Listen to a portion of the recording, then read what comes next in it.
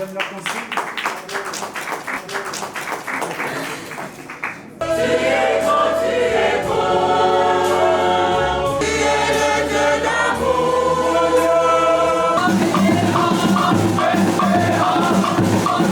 Coexistence is important, and Morocco is a prime example that people of faith can live together. Judaism, Christianity, Islam can all live together in peace and harmony. And that's what events like today show, that we not only show our humanity, but we also show the values of our faith. And that's something that the world needs a lot of now. And the U.S. government supports that. Morocco supports that. God bless the King of Morocco, who also supports that.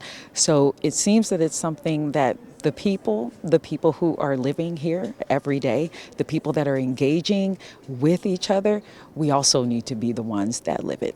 Nous avons accepté l'invitation qui nous ont donnée l'association de M. Hayat, Ahmed Hayat, pour participer près de la fête de Noël, pour être ensemble, tous les croyances qu'on habite ou coexistent ici au Maroc.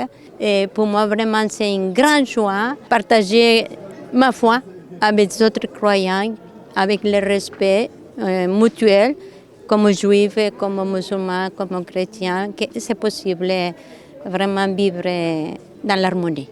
En partageant les valeurs des autres et en comprenant les religions des autres, qu'on arrive à se comprendre, à vivre avec les autres. Et si on ne sait pas comment se passe la fête du mouton ou bien Noël, on sera toujours chacun de son côté. Alors que là, en partageant et en faisant venir à la fois des juifs, des musulmans, des chrétiens, pour à la fois vivre comme on fait le ftour pluriel ou bien la bûche, eh ben, si les musulmans rentrent dans une église, ils savent comment font la prière les chrétiens, ils seront moins suspicieux, comme on croit tous au même Dieu, ils vont plus les respecter et on va tous vivre mieux ensemble. C'est la 4e édition de la bûche de la fraternité. Nous l'avons fait à Essaouira, nous l'avons fait à Mohamedia, nous l'avons fait l'année dernière à l'église Notre-Dame. Et cette année, nous avons choisi une église plus petite, au cœur de la population, et tenue par des sœurs. Cette église d'Anfa est tenue par 20 sœurs franciscaines, qui sont âgées, qui sont là au Maroc depuis longtemps, qui donnent des cours de français, qui sont infirmières. Donc nous avons voulu leur rendre hommage.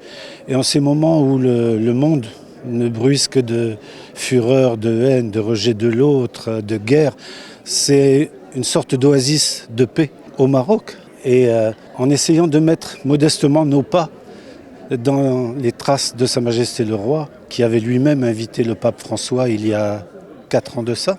Donc voilà l'objectif, voilà la motivation, et tous les jeunes musulmans qui sont avec moi au sein de l'association Oxygène et de Marocains Pluriels découvrent un petit peu ce monde. Ils ne sont jamais entrés dans une église, puisque chaque année nous renouvelons les générations.